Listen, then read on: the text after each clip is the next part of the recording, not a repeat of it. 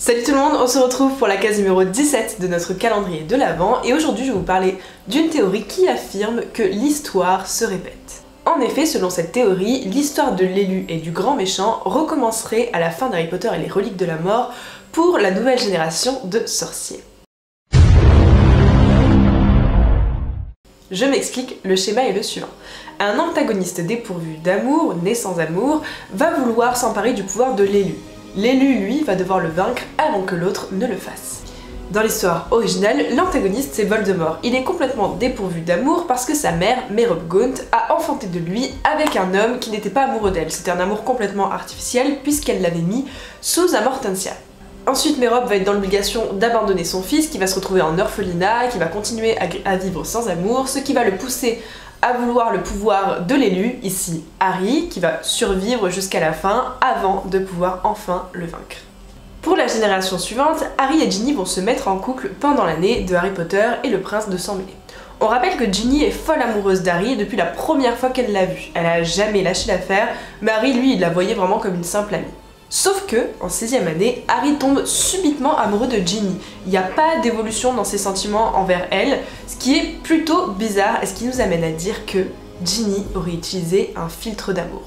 Et oui, pour elle, c'est complètement possible puisque ses frères en vendent à la boutique des Weasley, sa mère, elle a déjà avoué en avoir utilisé dans sa jeunesse, donc c'est pas impossible qu'elle ait utilisé un filtre d'amour pour qu'Harry tombe amoureux d'elle. Les années passent et Ginny et Harry ont des enfants dont Albus Severus Potter qui sera d'ailleurs le personnage principal de l'intrigue de Harry Potter et l'enfant maudit.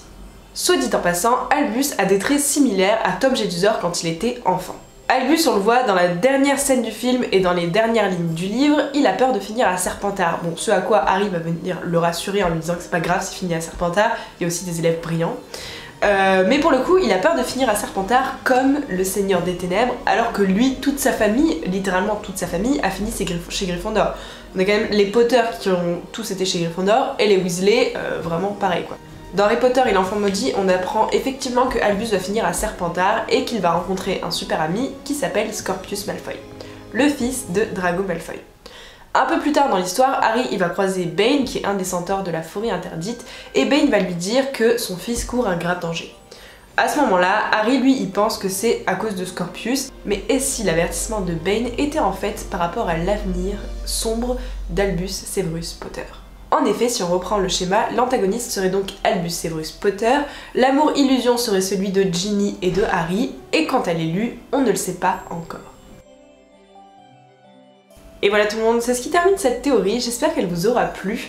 En tout cas, n'hésitez pas à me dire en commentaire ce que vous en pensez. Moi j'avoue que je la trouve cool, mais j'y crois pas une seule seconde, vraiment.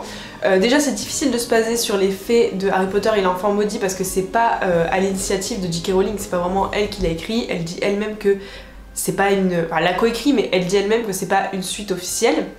Donc c'est un peu difficile, après voilà c'est sympa de rassembler des éléments et puis le fait que l'histoire se répète, c'est finalement pas si incohérent que ça.